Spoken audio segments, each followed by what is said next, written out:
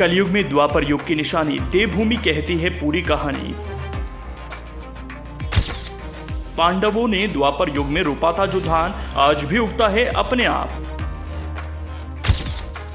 आज भी पूजे जाते हैं पांडवों के शस्त्र, आश्चर्यजनक है तथ्य।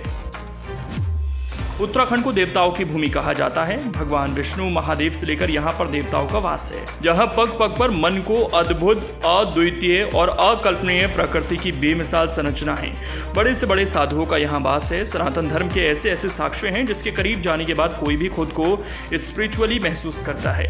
गंगा की कलकल बहती धारा की धार मन को पवित्र कर पवित्रता के सांचे में ढालती है। बहुत कुछ उत्तराखंड के बारे में किंवदंतियां प्रमाण के साथ हैं। देवताओं की भूमि उत्तराखंड में देव शक्तियों का कुछ ना कुछ प्रमाण कलयुग में भी मिलता है। यहाँ किसी न किसी तरह से देव शक्तियां अपने होने का एहसास कराती हैं। आज भी कई आश्चर्यजनक तथ्य ऐसे हैं जो लोगों को दांतों तले उंगली दबाने को मजबूर कर देते हैं। ऐसे ही एक जंगल है गढ़वाल के रुद्रप्रयाग में पांडव शेरा।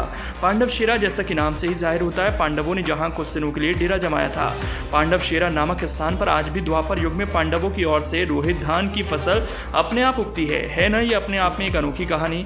गढ़वाल की धरती में इन आश्चर्यजनक पहलुओं से आज भी कई लोग अनभिज्ञ हैं। रुद्रप्रयाग के मनमहेश्वर पांडव शेरा नंदी कुंड के 25 किलोमीटर पैदल मार्ग पर मौजूद पांडव शेरा में आज भी पांडवों के शस्त्र पूजे जाते हैं। द्वापर युग में पांडवों ने यहाँ धान की फसल रोपी थी।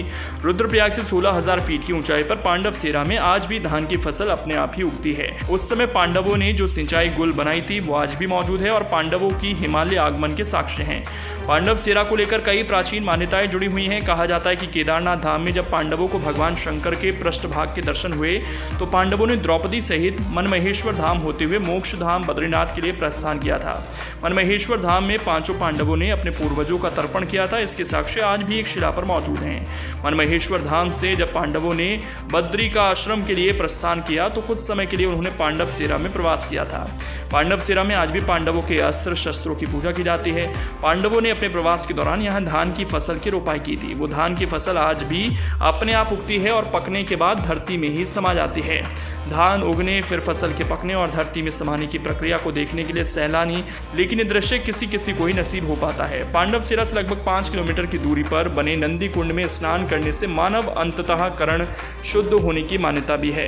पांडव शेरा एक प्रसिद्ध ट्रैकिंग रूट है। यहाँ जाने वाले ट्रैकर इसके अतुल सौंदर्य और अद्भुत नज़ारों को देखकर मोहित हो जाते हैं। प्राचीन मान्यताओं से जुड़े इस मनमोहक और अप्रीतम सौंदर्य से भरपूर स्थान पर आकर पर्यटक प्रकृति के दीवाने हो जाते हैं।